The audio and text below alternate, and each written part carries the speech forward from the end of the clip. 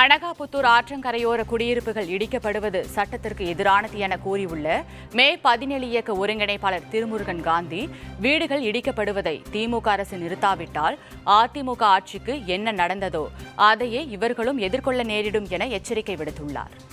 இந்த வீடுகள் ஆக்கிரமிப்புகள் என்று அரசு சொல்லுகிறதே, அதற்கான மேப், அதற்கான வரைபடம் எங்க இருக்கிறது காட்டுங்கள் என்ற பொழுது இதுவரை தமிழ்நாடு அரசும் அதிகாரிகளும் வரைபடத்தை காட்டவில்லை. திமுக அரசு ஜனநாயக ரீதியில் இயங்குகிறது என்றால், சமூக நீதி அடிப்படையில் இயங்குகிறது என்றால், இந்த ஜனநாயக சக்திகளினுடைய குரலை கேட்டு அவர் உடனடியாக இந்த வீடுகள் இடிக்கப்படுவதை நிறுத்தி அந்த மக்களுக்குரிய செட்டில்மெண்ட்டை அதே இடத்துல செய்யணும்.